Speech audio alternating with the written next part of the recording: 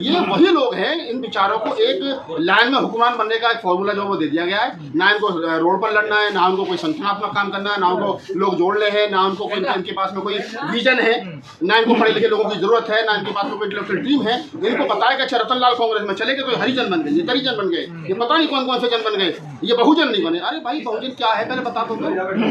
बाबा साहब डॉक्टर अम्बेडकर ने कहा कि बहुजन है, ये बहुजन शब्द ही बेईमानी है अपने आप में। अच्छा जी, हाँ, ये बहुजन शब्द ही बेईमानी है अपने आप में, मैं कह रहा हूँ तुमसे। और ये जितने बहुजन का कॉन्सेप्ट लेकर के घूम रहे हैं, इनसे पूछा जाए बहुजन की परिभाषा क्या है? क्या बाबा साहब डॉक्टर अम्बेडकर ने कहीं बहुजन शब्द का कहीं इस्तेमाल किया है धर्म के अलावा? आप तो करते हैं, हम तो नहीं करते। हम तो कहते हैं कि देश के जो SC ST OBC माइनॉरिटी हैं, उनकी समस्या एक है। अगर वो एक प्लेटफॉर्म पर आ जाएंगे तो ठीक है, लेकिन हमें तो देखने को मिलता है कि आधे से ज्यादा तो SC ST OBC लोग दलितों का शोषण अत्याचार कर रहा है, जाट गुजर यादव पटेल को बताओ कौन नहीं कर रहा। तो ये बहुजन शब्द ही अपने आप में बेईमानी है। और दूसरा जो मैं बता रहा हूँ, जो आपका सवाल है कि रतन लाल का और प्रोफेसर रविकांत का जो लोग विरोध कर रहे हैं, पहले इनकी कॉपी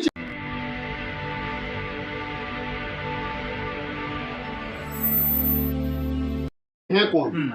रतन लाल का, प्रोफेसर रविकांत का, ये जो दो समाज के पढ़े लिखे बुद्धिजीवी लोग हैं जिनका काम पढ़ने लिखने और पढ़ाने का है, इन लोगों ने कांग्रेस ज्वाइन कर ली। तो सबसे पहले जो लोग विरोध कर रहे हैं वो ये बताएं कि वो कौन है, कितने पढ़े लिखे हैं, कौन सी यूनिवर्सिटी प्रोफेसर हैं, कितनी किताबें पढ़ी हैं, अम्बेडकरवादी होने की परिभाषा क्या है, उनको कौन सी यूनिवर्सिटी ने अम्बेडकरवादी होने का सर्टिफिकेट दिया है, कौन से संगठन ने उनको अम्बेडकरवादी होने का प्रमाण पत्र दिया है। ये अनपढ़ और कुपढ़ लोगों की जमात है। अनपढ़ तो वो है जिन्होंने पढ़ाई नहीं है, और कुपढ़ वो लोग हैं जिन्होंने उल्टा सीधा पढ़ रखा, सुन रखा है। तो अनपढ़ और कुपढ़ लोगों की जमात है जो पिछले 5-7 साल में 10 साल में तैयार हुई है। ये इनमें जो भी लोग हैं, जिन भी संगठनों से वो आते हैं, ये वही लोग हैं। इन विचारों को एक लाइन में हुक्मरान बनने का एक फॉर्मूला जो वो दे दिया गया है। ना इनको रोड पर लड़ना है, ना उनको कोई संगठनात्मक काम करना है, ना उनको लोग जोड़ ले हैं, ना उनको इनके पास में कोई विजन है, ना इनको पढ़े लिखे लोगों की जरूरत है, ना इनके पास में कोई इंटेलेक्चुअल टीम है। इनको पता है कि अच्छा रतन लाल कांग्रेस में चले गए तो हरिजन बन गए, ये तरीजन बन गए, ये पता नहीं कौन कौन से जन बन गए, ये बहुजन नहीं बने। अरे भाई बहुजन क्या है पहले बता दो। बाबा साहब डॉक्टर अम्बेडकर ने कहा कि बहुजन है, ये बहुजन शब्द ही बेईमानी है अपने आप में। अच्छा जी, हाँ, ये बहुजन शब्द ही बेईमानी है अपने आप में, मैं कह रहा हूँ तुमसे। और ये जितने बहुजन का कॉन्सेप्ट लेकर के घूम रहे हैं, इनसे पूछा जाए बहुजन की परिभाषा क्या है? क्या बाबा साहब डॉक्टर अम्बेडकर ने कहीं बहुजन शब्द का कहीं इस्तेमाल किया है धर्म के अलावा? आप तो करते हैं, हम तो नहीं करते। हम तो कहते हैं कि देश के जो SC ST OBC माइनॉरिटी हैं, उनकी समस्या एक है। अगर वो एक प्लेटफॉर्म पर आ जाएंगे तो ठीक है, लेकिन हमें तो देखने को मिलता है कि आधे से ज्यादा तो SC ST OBC लोग दलितों का शोषण अत्याचार कर रहा है, जाट गुजर यादव पटेल को बताओ कौन नहीं कर रहा।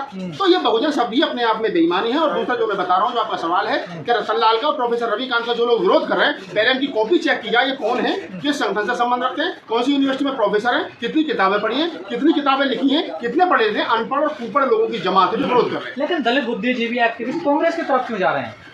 अच्छा एक बात बताइए, पिछले 20 साल से 28 साल से प्रोफेसर रतन लाल दिल्ली यूनिवर्सिटी में पढ़ा रहे हैं। 15 साल से मेरी उनकी दोस्ती भी है, तो हम जानते भी हैं। रविकांत जी पिछले 10 साल से अपना बोल भी रहे हैं, प्रोफेसर रतन लाल बोल रहे हैं, लक्ष्मण यादव बोल रहे हैं। वो तमाम लोग जो बहुजन एकाकी की बात कर रहे हैं, जो 85% समाज की बात कर रहे हैं, जो कह रहे हैं हम सब एक हैं। मायावती जी ने कितनों के लिए दरवाजे खोल रखे, मायावती जी ने कितनों के साथ बैठ करके चाय पी है, मायावती जी ने कितने लोगों के साथ में बैठ करके कहा कि आओ मिल करके लड़ाई लड़ेंगे। अरे तुम अपना दरवाजा खोलोगे नहीं, तुम अपने दरवाजे में किसी को घुसने नहीं दोगे, और तुम कुंडली मार करके बैठ जाओगे घर में। और इस देश में SC ST OBC के हक हकूक की रोज लूट हो रही है, वोट की लूट हो रही है, नौकरी की लूट हो रही है, संविधान जलाया जा रहा है। बीजेपी नारा दे रही है हमें 400 पार, तुम एक बार सीट दे दो हम संविधान बदल देंगे, और तुम्हारा मौन समर्थन उन पार्टी के साथ है। तो भाई इस देश के दलित इंटेलेक्चुअल की क्या ड्यूटी बनती है?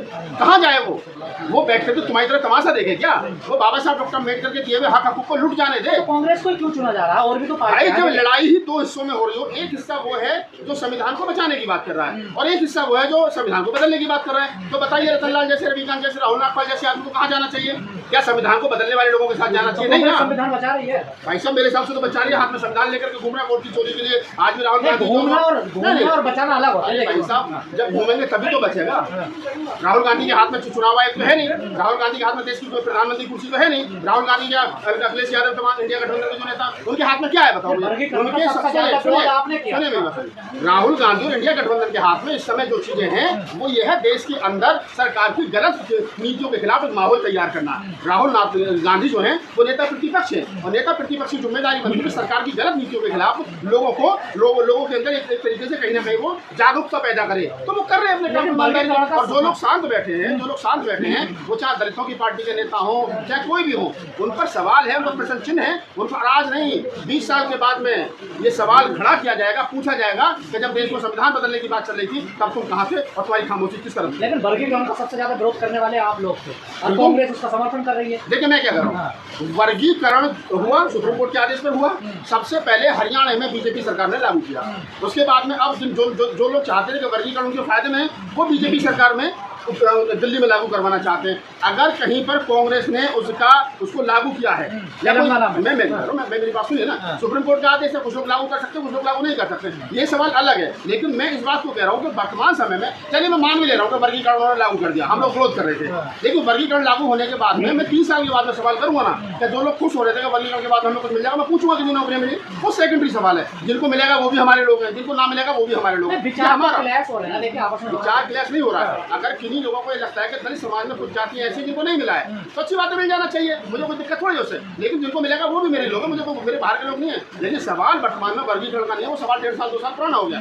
सवाल ये है कि प्रोफेसर रतन लाल और रविकांत को गालियां क्यों दी जा रही हैं, और गाली देने वाले लोग कौन हैं, और गाली जो लोग दे रहे हैं वो किसके इशारे पर दे रहे हैं, वो लोग चिन्हित होने चाहिए और उन लोगों की पहचान होनी चाहिए। और जैसा मैंने कहा, उन अनपढ़ और कुपढ़ लोगों से पूछा जाना चाहिए। दिल्ली में भी कुछ ज्यादा बुद्धिमान लोग घूम रहे हैं, मुझे बात करूंगा तो मैं पूछूंगा उन लोगों से कि आखिरकार भाई तुम लोग जो रतन लाल का विरोध कर रहे हो, मुझे अच्छा लगता जो बहुजन समाज पार्टी के बहुत बड़े मतलब हितैषी बन रहे हैं, वो कभी मायावती जी के लिए भी पोस्ट लिखते ट्वीट करते कि बहन जी हमारे समाज के इतने पढ़े लिखे लोग जो समाज के लिए रोड बढ़ रहे हैं, आप इनको पार्टी में शामिल करिए, प्रवक्ता बनाइए, जिम्मेदारी दीजिए, उपाध्यक्ष बनाइए, अध्यक्ष बनाइए, कोषाध्यक्ष बनाइए। अरे वहाँ तो स्पेस ही नहीं है, बहन जी अध्यक्ष हैं, भैया जी उपाध्यक्ष हैं, भाई भतीजे कोऑर्डिनेटर हैं, भाभी कोषाध्यक्ष हैं, तो वहाँ जगह ही नहीं है। देखिए बहुजन समाज पूरी जिम्मेदारी के साथ करो, बहुजन समाज पार्टी एक प्राइवेट लिमिटेड फर्म है जो परिवार की है। Bahujan Samaj party private limited firm है जो एक को फिर विवादित प्यार में मैं जो दे रहा हूँ, Bahujan Samaj party private limited firm है जिसे एक परिवार चलाता है और जिसके 100% शेयर बीजेपी ने खरीद रखे हैं, ध्यान रखिए। कांग्रेस में तो एक परिवार की पार्टी है, लेकिन मैं तो कह रहा हूँ परिवार की नहीं है, मैंने कहा परिवार सुनने की बात डालोगे करवाई। अध्यक्ष कौन है कांग्रेस के? मल्लिकार्जुन खड़गे साहब, उनकी राष्ट्रीय कार्यकारिणी का में क्या नाम तुम्हारी शैलजा है, चमार है, और जो तुम्हारे सुनो अरे भाई साहब सुनो ना, राहुल गांधी नेता तो लगाए जाएंगे, उत्तर प्रदेश के अंदर मायावती नेता है, बसपा के नारे लगे, अखिलेश के नारे लगेंगे सभा में, मोदी के नारे लगेंगे ना भाई, बीजेपी कैसे बढ़िया, राष्ट्रपति भी बना रही है, उपराष्ट्रपति बनाने का मतलब भाई बनाने का मतलब नहीं होता है, सवाल बनाने का नहीं है। सवाल ये है कि राष्ट्रपति बनने के बाद में कोई आदमी यूं हाथ करता रहा उपराष्ट्रपति बनने के बाद में, और उसके बाद अपमानित होकर जाना पड़ा। बताओ क्या नहीं है, तुम्हारी कहा तुम्हारी क्या हुआ, सरकार नहीं बनी ना, तो ये चमारी पावर थी।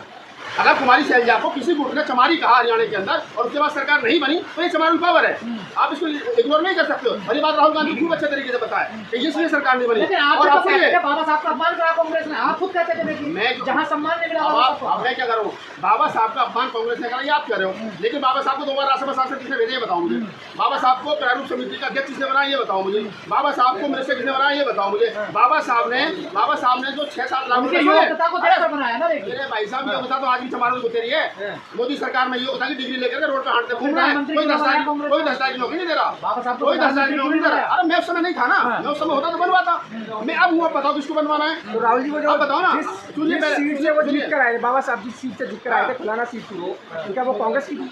कौन सी? जिस सीट से वर्तमान समय में बात करिए, अतीत में जाओ तो बहुत सारी बातें कांग्रेस का फेवर कर रहे हैं सर, कांग्रेस का फेवर नहीं कर रहा, मैं कांग्रेस का नेता नहीं हूँ, मैं कांग्रेस का प्रवक्ता नहीं हूँ। मेरा सवाल सिर्फ और सिर्फ इतना है कि जो लोग रतन लाल को रविकांत को गलत ठहरा रहे हैं, पहले इनसे सवाल किया जाए तुम कौन हो सर। फिर तो ये भी है कि बाबा साहब का जो कॉमनवेल्थ अवार्ड का जो सपना था वो भी पूरा करेगी कांग्रेस। अरे भाई साहब मुझे बताओ किसका लिया था 1947। अरे सुने यार ज्यादा डीप मत जाओ। वर्तमान समय में लड़ाई संविधान बचाने की है। जब देश आजाद हो गया, देश आजाद होने के बाद में जो हमको मिला है वो बचना चाहिए। लड़ाई ये है, देश आजाद होने से पहले मेरे चाची के मुँह हुआ करती, मुझे चाचा कहता था मुझे आएंगी। वर्तमान उस समय हुआ ना, ऊना फैक्ट महात्मा गांधी जो डॉक्टर अम्बेडकर हुआ ना, वो उसी पूना पैक्ट को डॉक्टर अम्बेडकर ने 10 साल का सेलिब्रेट किया ना, उसी पूना पैक्ट से नौकरियां निकली, उसी पूना पैक्ट से सब कुछ मिला। और वही जो डॉक्टर अम्बेडकर महात्मा गांधी के बीच का समझौता था, स्टेट एंड माइनॉरिटी को लिखते रहना लगातार सर। यार बाबा साहब डॉक्टर अम्बेडकर का ही भाषण है, क्यों बाबा साहब डॉक्टर अम्बेडकर कहकर वहाँ उनको फिर निर्वाचन नहीं मिला, तो उसका मतलब ये नहीं हमारा भाव नहीं होगा। बाबा साहब आपकी आइडियोलॉजी मेरी नहीं कांग्रेस से मेरे तो नहीं, मैं पत्रकार हूँ, मैंने उस दिन भी आपसे पूरी जिम्मेदारी के साथ कहा तो आज भी कह रहा हूँ कि अगर राहुल गांधी जो बात आज कह रहे हैं, वो कह रहे हैं कि हम संविधान बचाएंगे, हम हिस्सेदारी देंगे, हम इस देश के SC ST OBC लोगों को हक हकूक देंगे, हम बराबरी की बात करेंगे। अब उन्होंने पत्रकारों से पूछा बताओ तुम्हारे डिपार्टमेंट में कितने, उन्होंने कहा भारत सरकार में सचिव कितने, तो आज की तारीख में वो उस भाषा को बोल रहे जो काशीराम और अम्बेडकर की भाषा थी, वो बात को बोल रहे। और उन्होंने ये नहीं बताया कि कांग्रेस मीडिया सेल में कितने दलित है। अरे भाई साहब, मैं पहले मुझसे तो पूछो, पहले मेरे सवाल का जवाब तो हो जाने दो। आपने यहाँ पे फॉलो करा ना।